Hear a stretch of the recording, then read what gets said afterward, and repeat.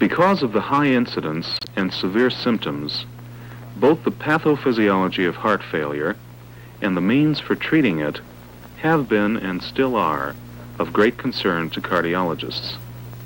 Heart failure provides an excellent example for illustrating the importance of knowing the normal functions of an organ in order to follow the pattern of the diseases which affect it. The successful treatment of heart failure also requires a thorough knowledge of the pharmacology of the drugs employed. Only with this knowledge can they be safely and properly used. In 1785, William Withering first described the use of digitalis leaves for the treatment of congestive heart failure. However, the digitalis glycosides were considered too dangerous by most early physicians until after 1910, when methods for studying these drugs in the laboratory were developed. What are the actions of digitalis, and why is it useful? Does the drug have a primary action on the heart, or are the therapeutic effects due to actions on the kidneys and elsewhere? The demonstration you are about to see is based upon one of the techniques which provided the answers to these questions. At the beginning of this century, the great English physiologist Starling introduced the heart-lung preparation as a technique for studying cardiac physiology. Starling's procedure has contributed substantially to the study of heart physiology and to the understanding of heart failure. It is still one of the best methods available for testing cardiotonic drugs and has been widely used to teach cardiac physiology and pharmacology.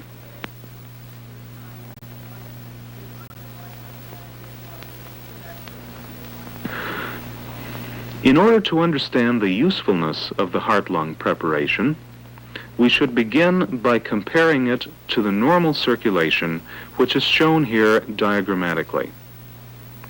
Blood is ejected from the left ventricle and is distributed from the aorta to the tissues through a network of arteries which run in parallel.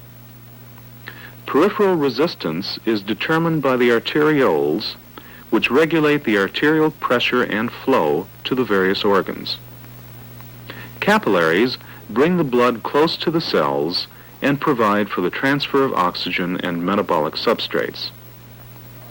Blood returns to the right side of the heart through a collecting system, a parallel network of veins, and is then pumped from the right ventricle to the pulmonary circulation to be oxygenated.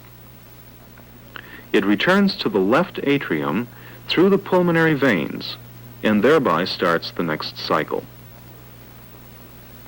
As the diagram shows, there are two circuits, the systemic and the pulmonary. The intact circulation is enormously complicated in that there are multiple regulating mechanisms which provide great plasticity of function. This is especially significant in the systemic circuit, where nervous, humoral, and local controls interact to assure appropriate distribution of blood. The pumping action of the heart is greatly affected by factors which regulate the systemic circulation.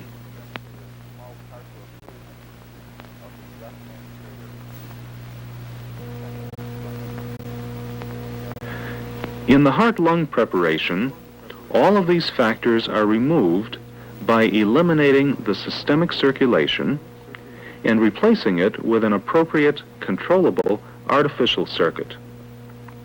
In order to accomplish this, all of the large systemic arteries and veins are tied off. A cannula is inserted into the brachiocephalic artery, which conducts all of the output of the left ventricle to the artificial circuit. This is composed of a peripheral resistance, a stromur, which is used to measure the rate of blood flow, and a reservoir from which blood returns to the heart by gravity. The level of the reservoir can be raised and lowered to adjust the venous return. The artificial circulation is kept at body temperature by means of thermostatically controlled water jackets. The dog has been anesthetized with pentobarbital. A long midline incision of the anterior view of the neck and chest is made using a thermocautery to avoid excessive bleeding. The incision in the neck is enlarged to expose the trachea, which is dissected and cut for insertion of a cannula. This will be used to provide artificial respiration by means of a positive pressure respirator.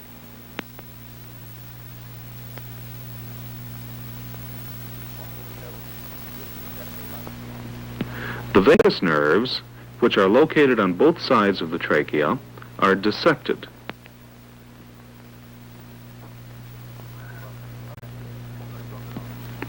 After separating them from the carotid arteries, reference ties are placed around them. Next, the chest is opened, first dissecting the muscle layers until the midline of the sternum is exposed. The incision must follow the midline to avoid the large arteries and veins that run toward it.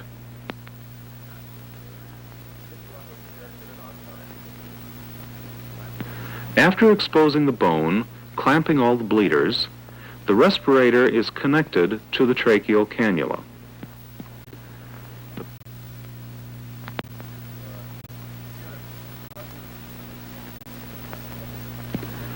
The bone is cut and the chest is opened.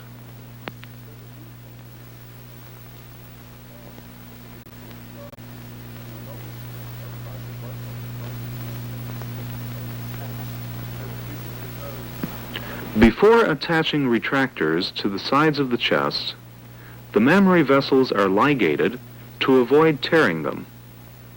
The chest cavity is opened, exposing the heart and the lungs. The dissection of the tissues that lie on top of the great vessels begins with the thymus. Then all the tissues overlying the superior vena cava and the brachiocephalic trunk are eliminated.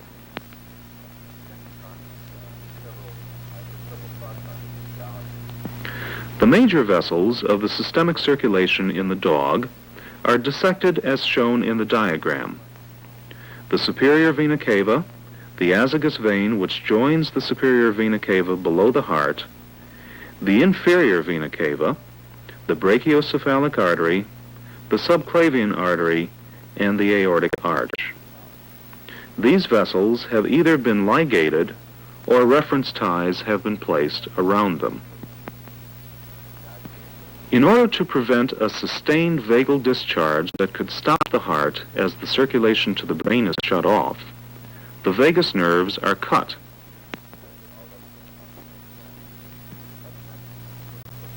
The system is now filled with defibrinated blood obtained previously from a donor dog.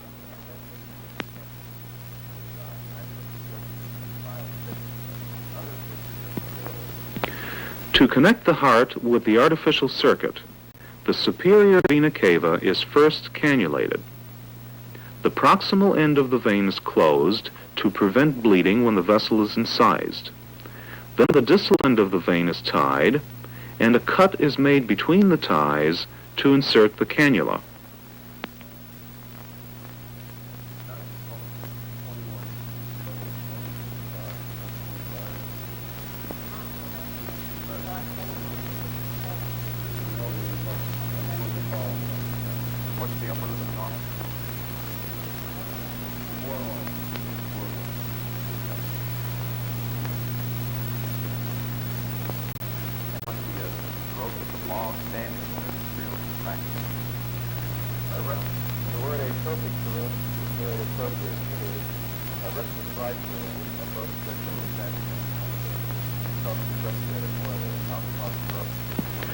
The arterial outflow cannula is placed in the brachiocephalic trunk. Immediately afterward, the aortic arch is closed. Blood is allowed to flow through the artificial peripheral resistance and is drained from the system before it reaches the stromor in order to replace the coagulable blood.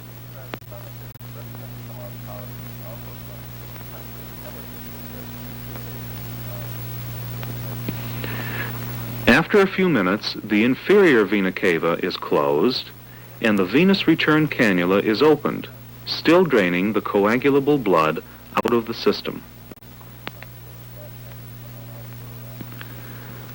Blood passes from the brachiocephalic artery to the Starling's artificial resistance, consisting of a segment of very thin elastic tubing surrounded by a glass cylinder that is connected to an adjustable pressure system. The lumen of the elastic tubing is attached on one end to the tubing from the brachiocephalic trunk and on the other to the stromor. The pressure on the elastic tubing is adjusted to 90 millimeters of mercury. The stromor consists of two cylinders, each with a 50 milliliter calibration, that are attached to the circulation by means of Y connections. From the stromor, the blood empties into a venous reservoir. To prepare for measurements of cardiac output, the stromor must be filled with blood and mineral oil. After this is done, blood is forced into one cylinder, displacing oil across the top into the other cylinder. The flow is then reversed by occluding the crossed tubes and forcing the blood back into the first cylinder. By measuring the time required for blood to flow past the graduation marks, the amount of blood that passes per minute can be calculated. For example, if 50 milliliters flows by in 6 seconds, that is 1/10 of a minute, then 10 times 50 milliliters, or 500 milliliters, will flow per minute. Thus, cardiac output can be determined without altering the hemodynamics of the system. The final steps in setting up the experiment are the following. The pericardium is opened and sewed to the chest wall to provide a cradle for the heart. A mercury manometer for recording arterial pressure is attached by connecting rubber tubing filled with saline to the side arm of the brachiocephalic cannula. To measure the left atrial pressure, a glass cannula is placed in the tip of the left auricle. This cannula is connected to a water manometer. Finally, electrodes are placed on the dog to record a lead 2 electrocardiogram. It is important to consider, before starting the demonstration, a number of concepts that are needed to understand the experiment. This diagram summarizes factors which contribute to the regulation of cardiac output. Heart rate and stroke volume determine cardiac output. Heart rate ordinarily depends upon impulses generated at the sinoatrial node. The frequency of these impulses is affected continuously by vagal and sympathetic tone. In a mechanical pump with a fixed stroke volume, the output per unit time can be adjusted by changing the frequency. In contrast, cardiac output may or may not be affected by increase in heart rate. Therefore, it is necessary to consider the mechanisms by which stroke volume can be altered. Stroke volume can be modified by changes in diastolic filling and systolic ejection. Diastolic filling is dependent upon filling pressure and cardiac distensibility. Systolic ejection is affected by arterial pressure and contractility. In 1914, using a preparation similar to the one we are using for this demonstration, Starling found that the output per beat is dependent upon diastolic filling when all other parameters are maintained constant. Increasing the diastolic size of the heart leads to a more vigorous systole in which more blood is ejected. The diagram shows the influence of diastolic filling, plotted as the abscissa, on the force of ventricular contraction, shown as the systolic intraventricular pressure on the upper blue curve. As diastolic filling is increased, the muscle is stretched, and the ventricular diastolic pressure increases at first gradually, then rapidly, as shown in the lower green curve. Thus, with low diastolic filling, pressure developed during systole is less than maximal. As the elastic limits of the heart are reached, the developed pressure becomes maximal, and as the heart is overstretched, the contractions become progressively weaker until the two curves meet and systole is incapable of increasing the pressure within the ventricle. The volume of diastolic filling of the ventricle determines the length of the muscle fibers. The relationship between fiber length and developed pressure is known as Starling's law. As fiber length increases, pressure or tension developed by the muscle increases until the muscle is overstretched. The mechanical properties of muscles have been explained on the basis of ultrastructural considerations. In this diagram, the actin filaments are displayed in yellow and the myosin in blue. When the muscle is stretched to the length at which the developed tension is maximal, the sarcomeres measure 2.2 microns. At this length, the two sets of filaments are most ideally situated to provide the greatest area for interaction. When the muscle is overstretched, the actin filaments are partially disengaged from the A band, decreasing the overlap of the filaments. Force development falls in proportion to the decreasing overlap between the two types of filaments. When the muscle is shortened, there is a double overlap of the thin actin filaments, which bypass one another, and the number of sites available for interaction with the myosin filaments decreases. This diagram illustrates this concept. When sarcomere length is 1.65 microns or less, tension developed is low. As the sarcomeres are stretched, the tension developed increases until the stretch exceeds 2.2 microns, above which active tension starts to fall. From the preceding discussion of Starling's law, it should be clear that any changes in cardiac distensibility, filling pressure, or arterial pressure will have profound effects upon contractility. In the intact organism, however, contractility is a parameter of cardiac function difficult to evaluate due to the many factors which can modify it. In contrast, the heart-lung preparation provides control for some of the factors that influence cardiac output. Heart rate is set by the effect of temperature on the automaticity of the sinus node. Arterial pressure and filling pressure can be set at will. It is therefore possible to observe the effects of drugs on contractility.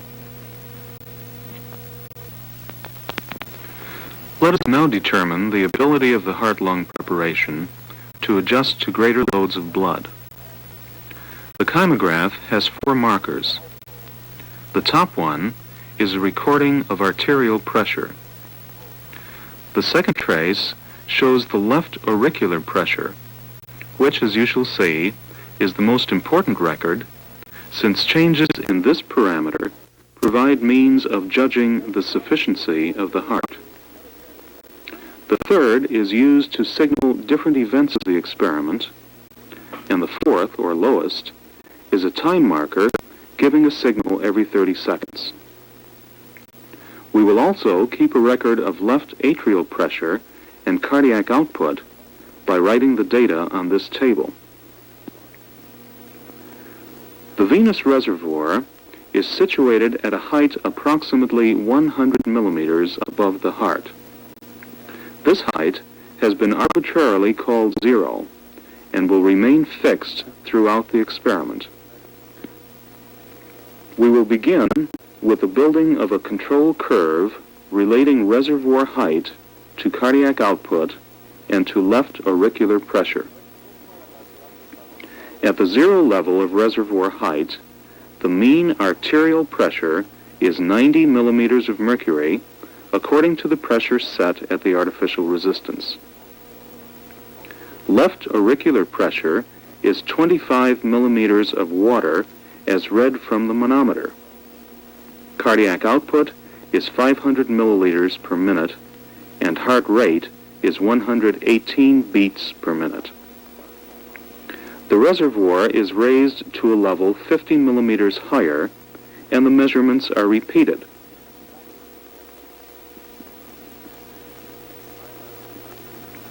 At this height, left atrial pressure increases to 27 millimeters of water. Cardiac output increases to 625 milliliters per minute. The reservoir is now raised to the 100 millimeter level.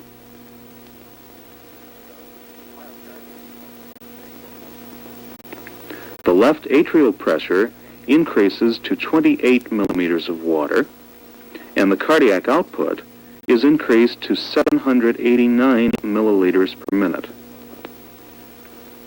The reservoir is raised to the 150 millimeter mark.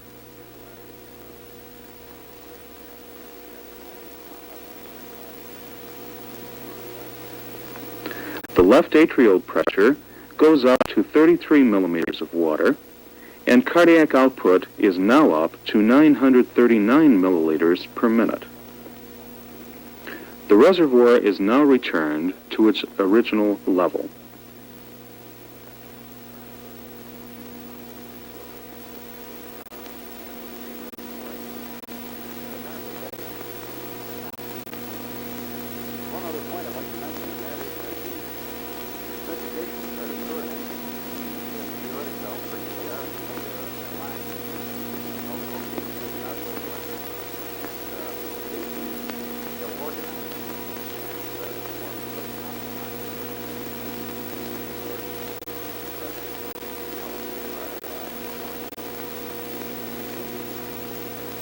Auricular pressure returns to 25 millimeters of water. Cardiac output is back to 500 milliliters per minute. Changing the reservoir height has produced only slight changes in arterial pressure, and the heart rate remained 118 beats per minute. These measurements are plotted on the graph shown here. The left panel relates cardiac output to reservoir height. The right panel relates cardiac output to left atrial pressure. The results of the first part of the experiment show that the increased filling pressure applied to the heart by increasing the reservoir height has produced an increase in the cardiac output, with only a comparatively small change in left atrial pressure. The cardiac output is almost doubled, with only a comparatively small increase in the auricular pressure. In a competent heart, any increment in venous return would be ejected, resulting in an increase in the cardiac output with no change in auricular pressure. The small increase in atrial pressure in this experiment shows that the heart is not disposing of all the extra blood, and a small fraction of it is being retained with the consequent increase in pressure. The heart rate remains at a frequency of 118 per minute, and the heart looks normal.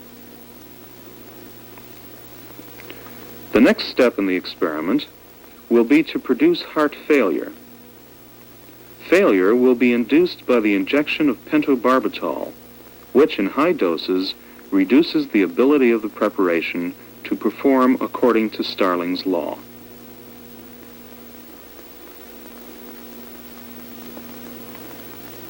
It should be mentioned that the dose of pentobarbital is extremely high. It would be impossible to reach comparable levels of this drug in an intact animal or human because respiratory failure and shock would develop at a far lower level.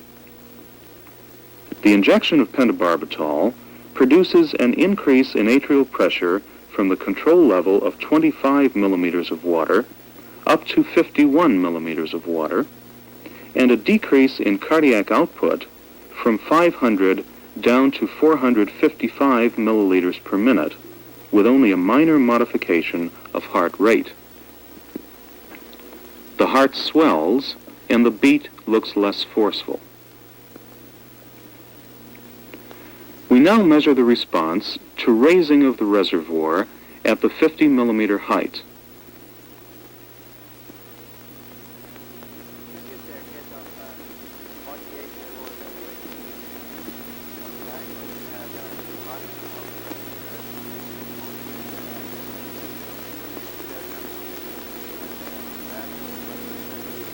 Atrial pressure increases to 73 millimeters of water, and cardiac output increases to 500 milliliters per minute. At the 100 millimeter level, the atrial pressure is 110 millimeters of water, and the output is up to 577 milliliters per minute. At the 150 millimeter height, the atrial pressure goes up to 130 millimeters of water, and the output to 600 milliliters per minute. When the reservoir height is decreased to the zero level, atrial pressure and cardiac output return to 55 millimeters of water and 462 milliliters per minute, respectively. These measurements are plotted in red in comparison to the control data in green. The curves are less steep and are shifted to the right. Analysis of these data revealed that the heart, after being poisoned with pentobarbital, has changed its response to greater loads of blood. In this new condition, the heart is less able to pump the increased amount of blood it receives, and accordingly, cardiac output at each new level of the reservoir height is less than in the control condition. The inability of the heart to pump greater amounts of blood in response to load is reflected by the increased atrial pressure equivalent to the amount of blood retained in the heart at each level of the reservoir. In general terms, heart failure can be broadly defined as an inability of the heart to pump sufficient blood to meet the metabolic needs of the body. In congestive heart failure, the heart is no longer able to give a fully adequate response, and its efficiency as a pump is drastically reduced. Arterial pressure may be maintained by constriction of the arterioles. The cardiac output per minute falls. The heart dilates as the ventricular volume increases. Ventricular diastolic and central venous pressure rise.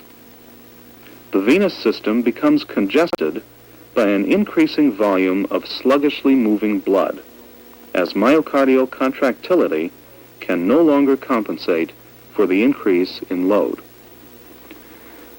The concept of primary myogenic responsiveness, describing a single curve of ventricular function, holds true for the Starling heart-lung preparation under control conditions when the heart is devoid of external influences.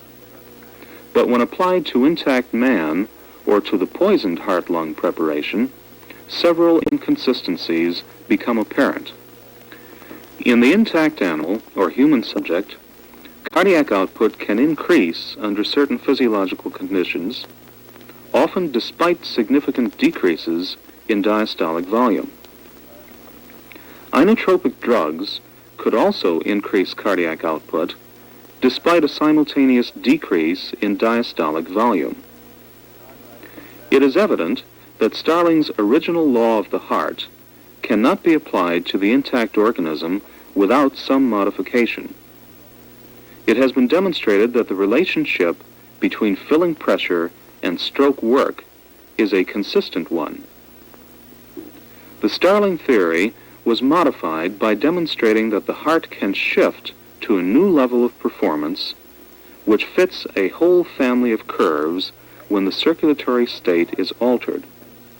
For example, by restriction of coronary blood flow or by the action of a drug which affects contractility.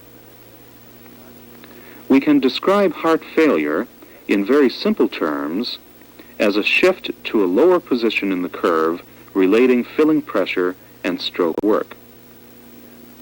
Clinically, the predominant symptoms, signs, and laboratory findings will depend upon whether the left, the right, or both chambers are involved.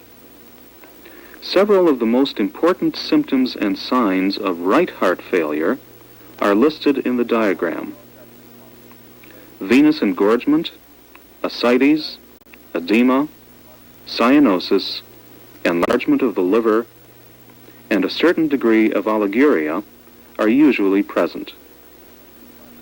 In left heart failure, the most common manifestations are dyspnea, cough, hemoptysis, hydrothorax, and chronic severe fatigue. Almost all of the symptoms and signs mentioned in both types of failure can be related to either an increase in venous pressure or to a diminished cardiac output. For example, cyanosis may be partially accounted for by the decrease in cardiac output, while edema can be explained by the increase in venous pressure. The most common type of congestive heart failure is characterized by low cardiac output and is seen in congenital or acquired disease of the valves or the great vessels, in hypertension, in coronary heart disease, and fibrosis or other types of muscle fiber degeneration. In biochemical terms, the lesion leading to heart failure is as yet poorly defined. In a variety of studies on hearts in chronic failure, the levels of metabolic intermediates and the rate of oxygen consumption per gram of muscle are unchanged from normal. However, the efficiency of energy utilization may be decreased, indicating a defect which may be associated with the contractile elements. The way to treat heart failure is to shift the curve of ventricular stroke work back to its normal position or to an even higher position by increasing the efficiency of the heart. There are several drugs that can do this. The next step in the experiment will be to show the action of epinephrine on the preparation.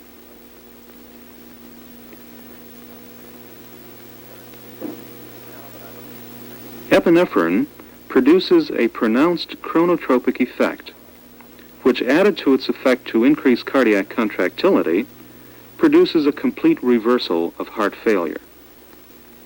The heart goes back to its normal size or even to a smaller size, and the atrial pressure drops rapidly to a level lower than in controlled conditions. Cardiac output is at first increased. However, there are two main problems that limit the use of epinephrine in the treatment of heart failure. One is the very short duration of action.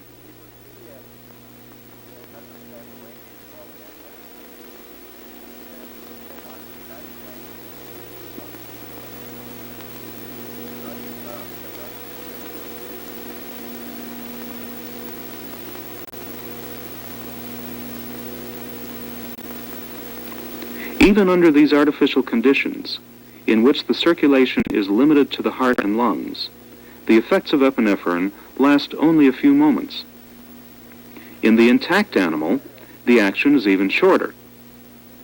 Because of its sympathomimetic effects, epinephrine produces a profound stimulation of cardiac metabolism. This also limits its usefulness. Besides these two factors, the chronotropic effect of epinephrine which is a very important part of its effect in heart failure, will also pose the possibility of producing dangerous arrhythmias. After the action of epinephrine has disappeared, the condition of the heart has deteriorated.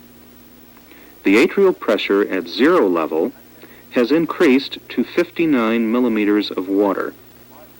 Cardiac output is now 429 milliliters per minute.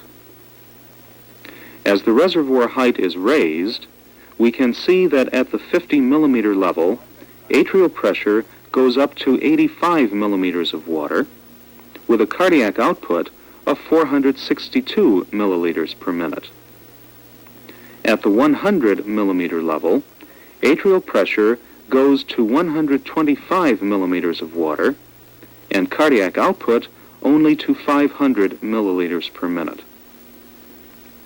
At the 150 millimeter level, atrial pressure rises to 138 millimeters of water, with a cardiac output of 536 milliliters per minute. As the level of the reservoir is decreased to the zero level, cardiac output and atrial pressure go down.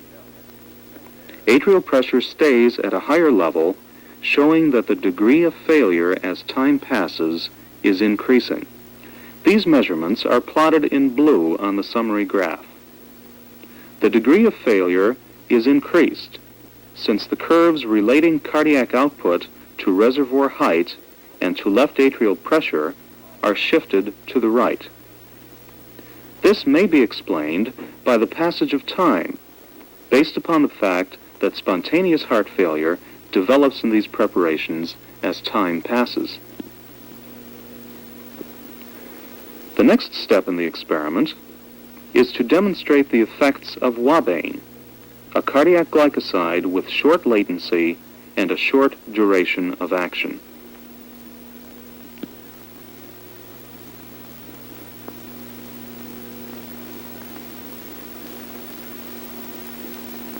In order to speed the onset of action and to demonstrate the ensuing toxic actions, we used a large toxic dose.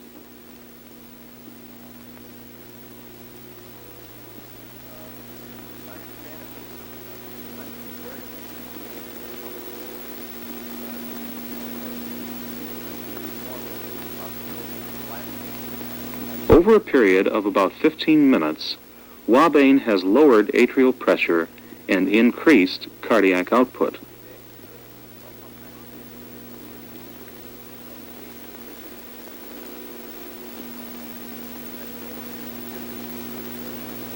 To see if the effect of the glycoside has improved the ability of the heart to perform according to Starling's law, the reservoir is raised stepwise once more. At the 50 millimeter level, atrial pressure increases from 32 to 37 millimeters of water, and the cardiac output increases up to 600 milliliters per minute. At the 100 millimeter level, the atrial pressure rises to 46 millimeters of water, and the cardiac output to 732 milliliters per minute. At the 150 millimeter level, the atrial pressure rises to 52 millimeters of water, and the output to 789 milliliters per minute. As the reservoir is lowered to the zero position, these parameters return to their previous levels. The data indicate that wabane improved the ability of the heart to expel increased loads of blood, as is shown in the summary graph. On the left panel, the results are plotted as the relationship between cardiac output and reservoir height. The control data are shown in green. The brown line shows the data after wabane. During failure, the cardiac output was much less at each level of the reservoir than in the control. Wabane restored the output to almost the control level. The right panel relates cardiac output to left atrial pressure. In control conditions, the curve is steep. Pentobarbital shifted the curve to the right and lowered it. Wabane returned the curve almost to the control. It should be remembered that in some cases, digitalis glycosides cannot reverse completely the damage present in the contractile system. Our experiment provides evidence which demonstrates that the action of digitalis in the treatment of heart failure is an effect on contractility. The mechanism of action of this group of drugs has been for many years the subject of great concern to many investigators. There are several theories, none of which is complete. These attempt to explain the action of digitalis in terms of the effects on ionic movements and membrane permeability changes.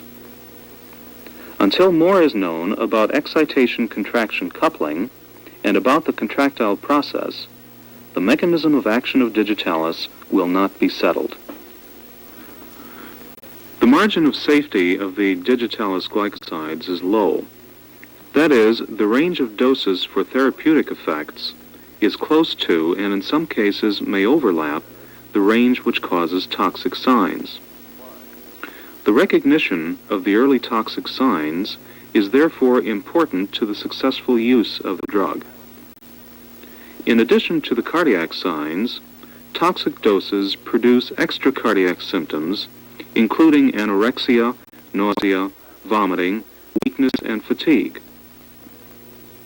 The heart-lung preparation has been injected with a lethal dose of Wabane, and the manifestation of digitalis toxicity will develop progressively.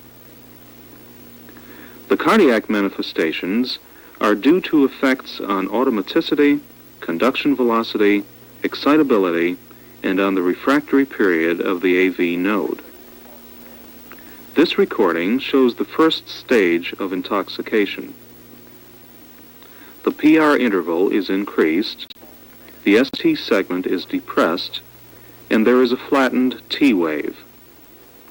These changes are considered by some as signs of digitalization, not of intoxication. A few minutes later, a nodal tachycardia develops, mixed with a few sinus beats and some extrasystoles. After a few seconds, several bigeminal complexes appear. The heart remains in this stage of intoxication for several minutes. This trace shows the next stage of the intoxication, in which a ventricular tachycardia develops with a complete AV node dissociation. As you can see, the P waves are migrating. This stage continues for several minutes, and the rate of the tachycardia increases steadily. At this point, let us review the different stages of intoxication that we have seen until now by examining this chart. The different recordings shown here illustrate the typical pattern of digitalis intoxication in the heart-lung preparation. It should be noted that in humans and intact animals, the pattern of intoxication may be different. Usually, extrasystoles are a major component of the toxicity.